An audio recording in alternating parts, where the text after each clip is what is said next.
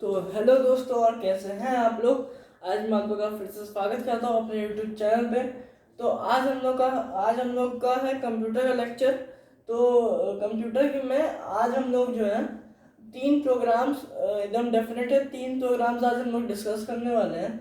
सबसे पहले हम लोग और तीनों में हम लोग पहले दो में हम लोग एक एक नंबर इनपुट लेंगे। इसमें हम लोग दो नंबर्स इनपुट लेंगे। पहले में हम लोग को चेक करना है कि वो आर्मस्ट्रांग नंबर है कि नहीं। सेकंड में चेक करना है परफेक्ट नंबर है कि नहीं। एंड थर्ड में चेक करना है, और थर्ड में चेक नहीं करना, निकालना है कि उन दो नंबर्स का एचसीएफ यानी कि हाईएस्ट कॉमन फैक्टर या ग्रेटेस्ट कॉमन डिवीजर क्या है। तो फटाक से डिस्कस करेंगे। आज का वीडियो ज़्यादा लंबा नहीं रहेगा, ठीक है ना। तो पहला तो अपन लोग चलते हैं आज के अपने पहले प्रोग्राम पे, ठीक है। और जो लोग नए आए हैं, मेरे प्रीवियस वीडियोस आप लोग प्लीज़ देखिएगा, ताकि आप लोग को ये वाला कॉन्सेप्ट आज का और अच्छे समझ आए, ठीक है। तो आर्मस्ट्रांग नंबर यानी कि आर्मस्ट्रांग नंबर का होता क्या है ना, इसका लॉजिक ये है कि अगर जो नंबर है, जो हमने नंबर इनपुट लिया है ना, वो नंबर अगर इक्वल है, मैं एग्जांपल के साथ बताता हूँ कि मान लीजिए आपके पास दिया हुआ 153 है ना। तो 153 में अगर 1 का क्यूब प्लस 5 का क्यूब प्लस 3 का क्यूब इक्वल टू 153 होगा, तो आर्मस्ट्रांग नंबर होगा। देन आर्मस्ट्रांग नंबर होगा, अदरवाइज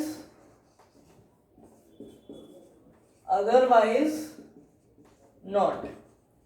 तो अब भाई क्या होगा, 1 प्लस 125 प्लस 27 यानी कि 125 प्लस 28 यानी कि 153 आएगा।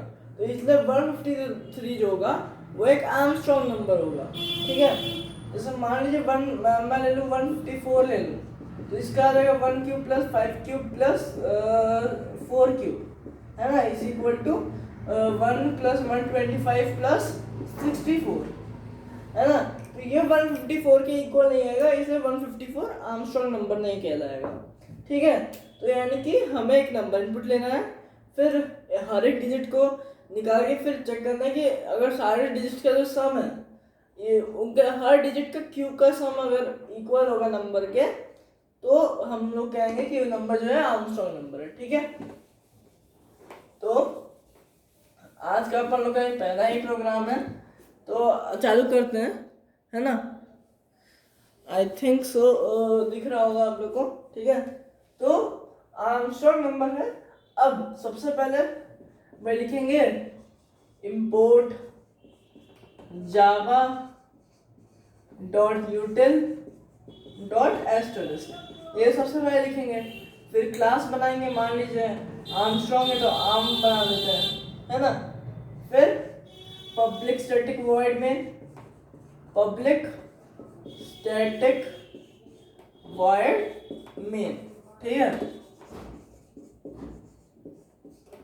फिर एक नंबर इनपुट लेना है, यानी कि स्कैनर की क्लास बनाना, स्कैनर क्लास का ऑब्जेक्ट बनाएंगे। Scanner obj is equal to new scanner system dot in, ठीक है, ठीक है, ये हुआ। अब मैसेज डिस्प्ले करें कि भाई नंबर दो हमें, SOPLN एंटर नंबर,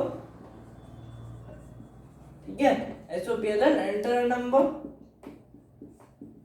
फिर अब जो नंबर इनपुट देगा यूजर, उसको हम लोग एक वेरिएबल में स्टोर करेंगे। Let's say int x is equal to obj dot next int, ठीक है। अब नंबर हमारे पास आ गया। अब हमें जो है, हमें पता है कि हमें, जैसे मान लीजिए 153 है, तो इस बात में क्या क्या करना है, 1 का क्यूब प्लस 5 का क्यूब प्लस 3 का क्यूब करना है ना।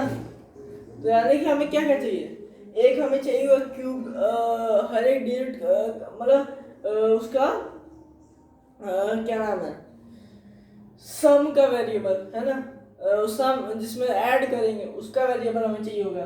तो int s is equal to 0 हो जाएगा। ठीक है, अब भाई हमें डिजिट्स को अलग करना है, यानी कि वाइल लूप लगाओ। तो while x is greater than 0, ये मैंने लास्ट क्लास में ही आई थिंक मैंने डिस्कस किया ऐसा वाला प्रोग्राम है ना। While x is greater than 0 है ना, while x is greater than 0। अब क्या करेंगे, int r is equal to x modulus 10, जिससे कि नंबर का लास्ट डिजिट हमारे पास आ जाएगा। ये भी मैंने लास्ट क्लास में बताया हुआ है, जिन्होंने नहीं देखी है आप लोग जाके देखिएगा। Int r equal to x modulus 10, तो लाइक फॉर एग्जांपल अगर x इज इक्वल टू 153 है तो हमारे पास 3 आ जाएगा, है ना, r में 3 आ जाएगा। देन हमें क्या करना है, इसका क्यूब करना है। तो क्यूब ऐसे आप लोग को अगर चाहिए तो आप अलग वेरिएबल बना सकते हैं। मैं दो तरीके से बताता हूँ इसको। आप लोग कर सकते हैं कि int C B is equal to r multiplied by r, है ना, and then s is equal to s plus C B, है ना। या तो आप लोग ऐसा कर सकते हैं, या तो इसी को ऐसे करके लिख सकते हैं, s is equal to s plus r multiplied by r, है ना। शॉर्टर तरीका ये है, डिटेल्ड तरीका ये है, ठीक है ना, दोनों ही सही है। आप लोग का जैसा मर्जी आप लोग वैसे लिख सकते हैं इसको। फिर हमने सम ऐड कर दिया, लास्ट डिजिट का क्यूब निकाल के उसका सम ऐड कर दिया। ठीक है, अब क्या करेंगे भाई, अब नंबर को 10 से डिवाइड करेंगे ताकि हमारा 153 जो हो जाए वो 15 बच जाए। तो x is equal to x divide by 10, है ना, and then x equal to x divide by 10, then bracket close. अब क्या करेंगे, अब हम लोग चेक करेंगे कि इफ जो s है, यानी कि हर एक डिजिट का क्यूब का sum, if s is exactly equal to x।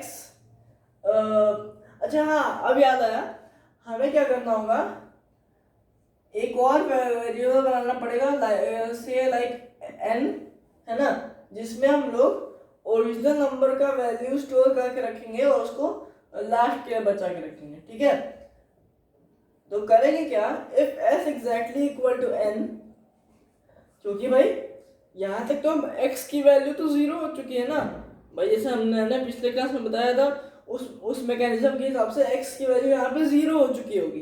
तो यानी कि हम s जो होगा वो 0 के बराबर तो नहीं होगा, कुछ ना कुछ वैल्यू होगी उसकी।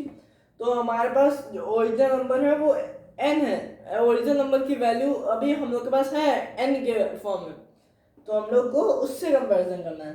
If s exactly equal to n,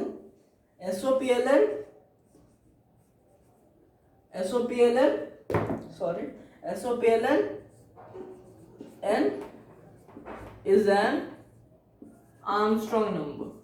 ठीक है, n is an Armstrong number। ठीक है, ये हुआ। अब अगर नहीं है इक्वल, यानी कि else SOPLN n is not an Armstrong number, isn't an Armstrong number। ठीक है, ये हुआ। अब भाई हो गया हमारा प्रोग्राम खत्म। भाई मैंने किया क्या, ड्राई रन करते हैं। वेरिएबल लिया, उसमें नंबर इनपुट लिया, सम वेरिएबल बनाया, एक टेम्पररी वेरिएबल बनाया जिसमें मैंने ओरिजिनल नंबर को डाल दिया। अब यहाँ पे सबसे पहले जब लूप चलेगा, r इज इक्वल टू आएगा 3, है ना, s इज इक्वल टू हो जाएगा कितना, 0 प्लस 3 का क्यूब यानी 27 is equal to 27, and then x हो जाएगा इज इक्वल टू, यहाँ पे x यानी कि 153 divide by 10 is equal to 15। ठीक है, अब क्या होगा, अब अगली बार जब आएगा तो r आ जाएगा। अब r इज इक्वल टू क्या हो जाएगा 5, है ना। अब s is equal to s यानी कि 27 प्लस 5 का क्यूब यानी कि 125, है ना। तो 125 यानी इज इक्वल टू कितना हो जाएगा 145 152, है ना, 152 हो जाएगा। अब x इज इक्वल टू क्या हो जाएगा 15 divide by 10 is equal to 15, है ना, sorry is equal to 1 is equal to 1 हो जाएगा। अब अगली बार जब लूप चलेगा r में आएगा 1, ठीक है, 1 अब 1 यहाँ पे, अब यहाँ पे 1 बचेगा, है ना।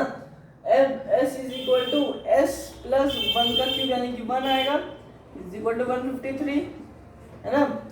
अब क्या नाम है x is equal to x यानी कि 1 divide by 10 is equal to 0 हो जाएगा। तो अब लूप के बाहर आ जाएगा कंपाइलर, इफ s है 153 एग्जैक्टली इक्वल टू n भी 153 होगा, है ना। तो नंबर हो जाएगा आर्मस्ट्रॉन्ग नंबर और फिर लूप की बॉडी खत्म, प्रोग्राम खत्म, ठीक है। आई होप प्रोग्राम समझ आया हो, ठीक है। अब चलते हैं अपने नेक्स्ट प्रोग्राम पे।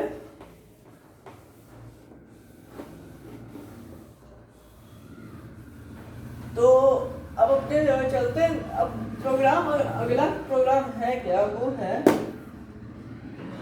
परफेक्ट नंबर, है ना, परफेक्ट नंबर। तो परफेक्ट नंबर का मतलब क्या है, परफेक्ट नंबर का मतलब क्या है कि भाई आई डोंट थिंक सो ये दिख रहा होगा आप लोग को, हाँ एक सेकेंड थोड़ा नीचे लिख देते हैं भाई। परफेक्ट नंबर का मतलब क्या है भाई कि परफेक्ट नंबर, परफेक्ट नंबर का क्या मतलब है, हाँ अब दिख रहा है। परफेक्ट नंबर का मतलब क्या है, जैसे मान लीजिए फॉर एग्जांपल अगर हम लोग ले रहे हैं 28 ले लेते हैं, ठीक है। 28 के आप लोग फैक्टर्स बताइए, एक्सेप्ट 28 में 28 को छोड़ के उसके कितने कितने फैक्टर्स हैं। पहले तो 1 होगा, 2 भी होगा, 3 नहीं होगा, 4 होगा, 5 नहीं होगा, 6 नहीं होगा, 7 होगा, 8 नहीं होगा, 9 नहीं होगा, 10 नहीं होगा, 11 नहीं होगा, 12 नहीं होगा, 13 नहीं होगा, 14 होगा, ठीक है। उसके बाद तो 28 ही होगा, 28 को छोड़ के मैंने बोला। अब इन सबका सम करते हैं, तो 1 + 2 + 4 + 7 + 14 क्या आ जाएगा 1 + 2 3 3 + 4 7 7 + 7 14 14 + 14 = 28। तो अगर जो नंबर हमने इनपुट लिया है उसके प्रॉपर, इसको कहते हैं प्रॉपर फैक्टर्स, यानी कि उस नंबर को इटसेल्फ छोड़ के उसके बाकी सारे जितने फैक्टर्स हैं उनको प्रॉपर फैक्टर्स कहते हैं, प्रॉपर फैक्टर्स, ठीक है, प्रॉपर फैक्टर्स। ये तो अगर if the sum of all the proper factors of the number it is equal to the number itself, then the number is said to be a perfect number, ठीक है। तो अब इसका प्रोग्राम लिखते हैं अपन लोग, import java.util.* फिर class बनाते हैं, परफेक्ट का पी ले लेते हैं खाली, पब्लिक स्टैटिक वॉइड मेन, है ना। पब्लिक स्टैटिक वॉइड में ये थोड़ा छोटा छोटा लिख रहा हूँ क्योंकि ये उतना, ये तो आप लोगों को याद ही है। फिर scanner OBJ is equal to new scanner system.in, है ना, system.in। देन नंबर इनपुट लेना है तो उसके लिए मैसेज डालना पड़ेगा, SOPLN एंटर नंबर, है ना, SOPLN एंटर नंबर, ठीक है। देन उसको एक वेरिएबल में स्टोर करेंगे, let's say this time let us say it as int a is equal to obj.nextInt, है ना। देन क्या करेंगे, देन देखो सबसे पहले तो इफ लेट अस से इफ x इज इक्वल 28 है तो हम लोग क्या करना है, सबसे पहले we have to find its factors, then we have to sum it 1 + 2 + 4 and ऐसे सब निकालना है। तो सबसे पहले तो एक सम का वेरिएबल आएगा, ठीक है, सम वेरिएबल आएगा। फिर आर्मस्ट्रॉन्ग नंबर में जैसे हम लोगों ने कंपेयर करने के लिए एक टेम्पररी वेरिएबल लिया था, वैसे इसमें भी टेम्पररी वेरिएबल लेंगे जिसमें इसकी वैल्यू स्टोर हो जाएगी, ठीक है। इसमें इतना हम लोग छोड़ दें, बाद में कुछ जरूरत लगेगा तो और वेरिएबल्स क्रिएट कर लेंगे, ठीक है। अब सबसे पहले हम लोग को फैक्टर्स निकालने हैं, तो ये आप लोग के लिए थोड़ा सा नया कॉन्सेप्ट है ना, तो इसको आप लोग ध्यान से देखिएगा। इसके लिए आप लोग यूज करेंगे फॉर लूप। इनिशियल वैल्यू आप लोग रखेंगे int i is equal to 1, है ना, i less than is equal to नहीं रहेगा, less than is equal to less than n, i less than n, i plus plus, है, अभी बताता हूँ क्यों। फिर if ये x नहीं सॉरी a होगा, if a modulus i exactly equal to 0, यानी कि अगर if a is exactly divisible by I, then s is equal to s plus I, and s is equal to s plus I, and then for the else part we don't need anything, because else part अगर हम लोग चाहें तभी लिखना है, क्योंकि else part हमें पता है ऑप्शनल पार्ट होता है, ठीक है। तो अब ये हुआ, अब हमारे पास सम भी आ गया। अब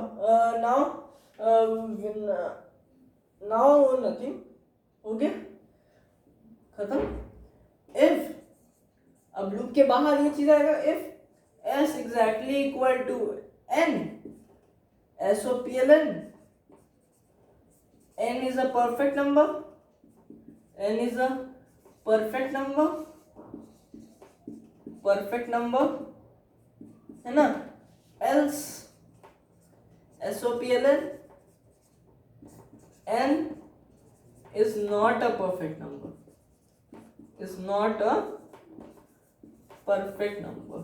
ठीक है।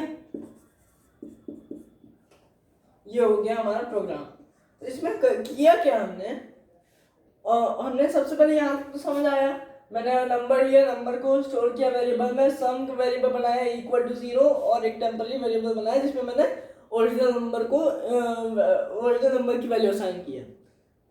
अब मैंने लूप चलाया i इज इक्वल टू 1 से लेकर लेस देन n का क्या मतलब है कि i less than is equal to n minus 1, है ना, यानी कि भाई जैसे i लेस देन अगर i लेस देन 10 है तो लूप 1 से 9 तक जाता है ना, जो कि हम लोग को पता है, ठीक है। तो यही कॉन्सेप्ट है। वो ऐसा क्यों, क्योंकि मैंने बताया था कि if the sum of the all the proper factors of the number is equal to the number itself, then the number is perfect number, यानी कि proper factors यानी कि 1 + 2 + 4 + 7 + 14 बस, except all the factors of the number excluding the number itself, except the number itself, all the other factors। तो अगर मैं i is equal to 1 से लेकर i less than is equal to n तक ले जाता, तो यहाँ पे जो है नंबर जो नंबर है, जो ओरिजिनल नंबर है वो भी आ जाता फैक्टर, कि हर ओरिजिनल नंबर उसका खुद का फैक्टर होता है, तो यहाँ पे सम में वो भी जुड़ जाता, कि ये कभी भी परफेक्ट नंबर नहीं आता, ठीक है। तो मैं थोड़ा सा मैकेनिज्म बता देता हूँ बस। सबसे पहले जब i इज इक्वल टू 1 रहेगा तो obviously 1 is the factor of all the numbers, तो s is equal to 0 + 1 is equal to 1 होता।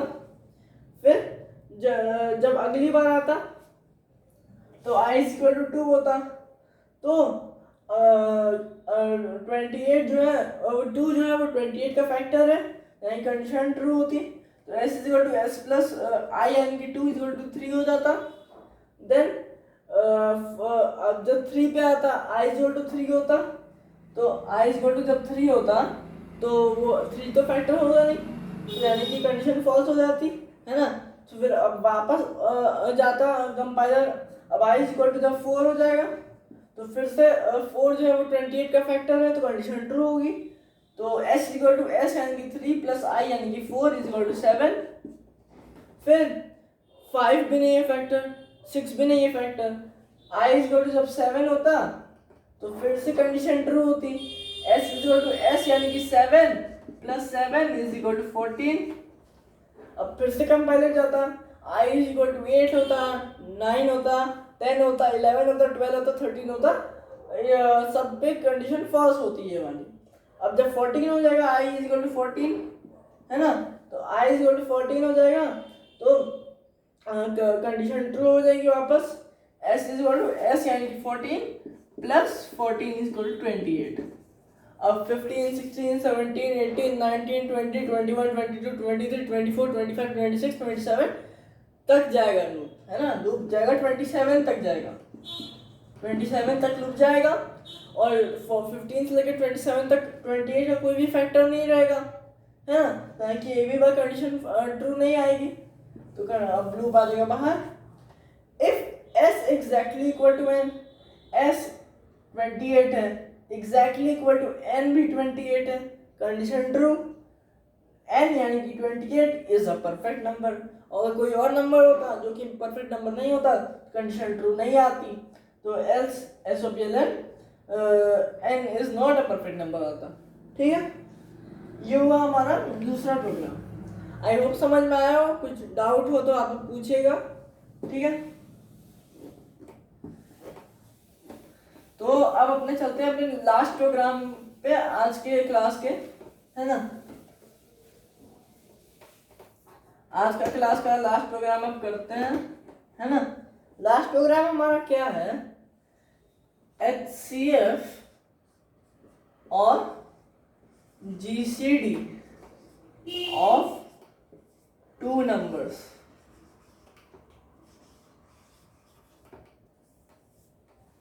HCF यानी कि highest common factor and GCD यानी कि ग्रेटेस्ट कॉमन डिवाइजर।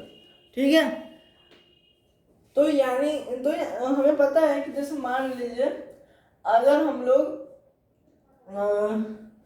10 और अगर हम लोग 15 और 10 और 15 का HCF निकालें, तो ऐसे ही निकालते हैं कि भाई जो ऐसा कोई नंबर सोचते हैं कि भाई जो इन दोनों को डिवाइड करे, तो यानी कि 5 आएगा, तो 5, 2 and 3। अब अगर यहाँ पे कोई HCF पॉसिबल नहीं है और यानी कि यहाँ पे 1 लगा देते हैं हम लोग, तो यानी कि मतलब 1 नहीं भी लगाते हैं तो कोई बात नहीं है, 5 हमारा आ जाएगा HCF हमारा आ जाता है 5, या GCD आप बोल सकते हैं, ग्रेटेस्ट कॉमन डिवाइजर। ठीक है, तो इसका हमें प्रोग्राम बनाना बहुत ही सिंपल है, परफेक्ट नंबर जैसा ही प्रोग्राम है थोड़ा बहुत। तो सबसे पहले लिखेंगे import java.util, import java.util dot asterisk, then class HCF underscore GCD भी लिख देते हैं, public static void में है ना, public static void में देन क्या है, एक ना दो इस बार हमें 2 नंबर्स इनपुट लेना है, क्योंकि HCF तो 2 नंबर्स का निकलेगा ना, तो 2 नंबर्स हमें इनपुट लेना है। तो उसके अंदर obj is equal to new scanner system.in। ये सिंटेक्स आपको याद रखना है भाई, एग्जाम में आपका ऐसा पक्का ही आएगा। हम लोग का मैं बताता हूँ 9th का हम लोग में हाफ ईयरली में तो इतना नहीं आया था, एनुअल में हमारा आया था एक अबंडेंट नंबर, है ना। मैं बताऊँ जब नेस्टेड लूप वगैरह सब पढ़ा दूंगा तब अच्छा खासा प्रोग्राम कर रहा हूँ। अब दो हमें जो है 2 बार मैसेज लिखना पड़ेगा, SOPLN enter first number है ना, enter first number तो let's say it will be int a लिख देते हैं is equal to OBJ dot next INT, है ना, is equal to OBJ dot next INT, then SOPLN enter second number, ठीक है, enter second number, देन उसको हम लोग लिख देंगे int b is equal to OBJ dot next INT, ठीक है, int b is equal to OBJ dot next INT, इतना लिखे। अब क्या लिखेंगे भाई कि अब हमने दो नंबर्स इनपुट ले लिए, है ना, तो अब हम क्या करेंगे कि HCF निकालना है। अभी मुझे याद तो नहीं आ रहा है, ऐसा करते हैं अभी एक लाइन छोड़ते हैं, कोई वेरिएबल हम लोग को अगर बनाने की जरूरत पड़े तो एक लाइन के लिए छोड़ देते हैं। अब चालू करेंगे फॉर लूप से। अब आप लोग बोलोगे कि भाई मुझे इसमें फॉर लूप कैसे लगेगा, भाई बताता हूँ कैसे लगेगा। int I is equal to 1, I less than is equal to a, I plus plus, यहाँ पे आप लोग b भी ले सकते हैं, मैं बताऊंगा अभी क्यों, है ना। तो then if a modulus I exactly equal to 0 and logical and it connects two or more logical conditions, and if and only all the conditions are true, then only it results in true, otherwise it will result false, ठीक है। and b modulus I exactly equal to 0, then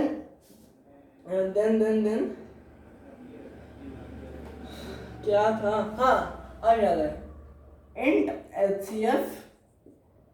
HCF is equal to int HCF, है ना, int HCF खाली लेता हूँ, int HCF ये हम लोग को वैल्यू नहीं पता है, ठीक है।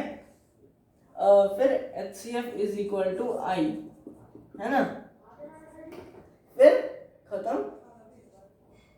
SOPLN HCF of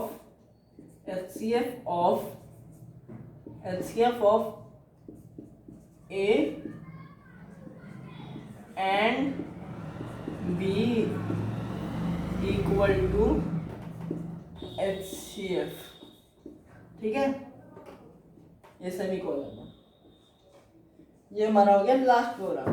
तो अब इसका वो क्या है मैकेनिज्म, पहले मैंने दो नंबर इनपुट लिए, enter first number, enter second number, है ना। Let us say first number is 10, a is equal to 10 है, b इज इक्वल टू मान लीजिए 20 है, ठीक है, तो 20 है। देन हमें पता है कि HCF आना चाहिए हमारा, चलो HCF हमारा आना चाहिए वो 10 आना चाहिए, ठीक है। अब मैंने वेरिएबल इनिशियलाइज नहीं किया क्योंकि भाई हमें पता नहीं है कि HCF आएगा, हमें तो बस स्टोर करना है। तो हुआ गया कि देखो मैंने I is equal to 1, I less than is equal to A लिया, मैंने B भी, हम लोग B भी ले सकते हैं, इसको काट के B भी ले सकते हैं, दोनों में ही आंसर सेम आएगा, क्योंकि भाई हमें तो दोनों नंबर से मतलब है ना, LCM तो है नहीं, हमें दोनों ही नंबर से मतलब है, दोनों, क्योंकि भाई अब 10 तक जाऊंगा तो 10 के ऊपर है क्योंकि HCF नहीं हो सकता, 20 तक अगर मैं लगा भी दिया लूप तो 10 के बाद का तो कोई आंसर करेक्ट रहेगा नहीं, है ना, ठीक है। तो फिर अंदर जब जाऊंगा तो A, अब भाई आने की इसका मतलब क्या है कि जो I है वो अगर A और B दोनों का फैक्टर हुआ तो भाई हमें उसको HCF के वेरिएबल में स्टोर करना है। तो सबसे पहले 1 तो ऑब्वियसली होगा फैक्टर, ठीक है, HCF इज इक्वल टू 1 हो जाएगा। फिर जब I इज इक्वल टू 2 जाएगा तो 2 भी ऑब्वियसली दोनों का ही फैक्टर है, 2 5 और 2 10 था, तो अब इज इक्वल टू 2 हो जाएगा HCF, ठीक है। अब जब 3 पे जाएगा 3 नहीं रहेगा, 4 पे जाएगा 4 भी नहीं रहेगा, 5 पे जाएगा तो 5 रहेगा, 5 into and 5 into 4, 5 into and 5 into 4, ठीक है, and 2 into 5 into and 2 into 10, ठीक है। तो अब 5 HCF में 5 स्टोर हो जाएगा कंडीशन के हिसाब से। अब 6 जाएगा, 6 नहीं होगा, 7 नहीं होगा, 8 नहीं होगा, 10 9 नहीं होगा, 10 होगा। अब 10 into 1 एंड 10 into 2, तो HCF हो जाएगा, यहाँ स्टोर हो जाएगा 10 कंडीशन के हिसाब से।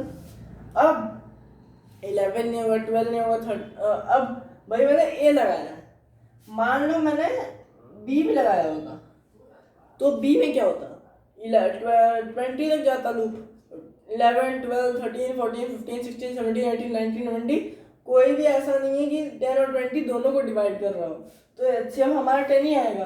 तो HCF of 10 and 20 equal to 10, वही आया। ठीक है, तो ये हुआ हमारा, हमने क्या क्या किया, आर्मस्ट्रॉन्ग नंबर, यानी कि नंबर के हर एक डिजिट का जो क्यूब है उन सबका सम इक्वल होना चाहिए to the original number. Perfect number, the sum of all the proper factors, proper factors क्या होते हैं, all the factors of the number excluding except the number itself, है ना। The sum of all the proper factors should be equal to the number itself, like 28 Armstrong number, यानी कि like 153। अब HCF और GCD of two numbers, यानी कि highest common factor या greatest common divisor of two numbers. तो यानी कि उसमें क्या है कि भाई वो ऐसा नंबर जो दो नंबर हमने जो इनपुट लिए उन दोनों को डिवाइड कर रहा हो और उससे बड़ा कोई और ऐसा नंबर ना हो। जैसे यहाँ पे 10 है, 10 जो है वो हाईएस्ट नंबर है जो 10 और 20 दोनों को डिवाइड करेगा, है ना। तो ये हमारा आज का lecture, thank you very much. And आप लोग प्लीज़ ऐसे ही सपोर्ट करते रहिएगा, आप लोग का सपोर्ट बहुत ही अच्छा चल रहा है। मैं अभी भी मैं समर वेकेशन में रखा है तो मैं रेगुलर वीडियोस ला रहा हूँ, है ना। And I will try my best to be regular after the summer vacation too. ठीक है, तो आज हम लोग ने 3 प्रोग्राम किए। अब एक या दो क्लास, हाँ एक क्लास बस, हाँ एक क्लास और बाकी है। एक क्लास, अगली जो क्लास होगी वो लास्ट होगी, उसमें भी एक बहुत ही इम्पोर्टेंट है प्रोग्राम फाइबोनाची सीरीज, है ना। उसको हम लोग को करना रहेगा। एक लास्ट लेक्चर रहेगा अगला वाला, वो हम लोग करेंगे। तो थैंक यू वेरी मच। अगर आप लोगों को चैनल अच्छा लगे तो चैनल को सब्सक्राइब कीजिएगा, वीडियो को लाइक कीजिएगा, शेयर कीजिएगा। आप लोग अपने कोई भी डाउट्स हो, कोई भी सिली टाइप का भी डाउट हो, कैसा भी डाउट हो, आप लोग प्लीज़ कमेंट सेक्शन में डाल सकते हैं। Thank you.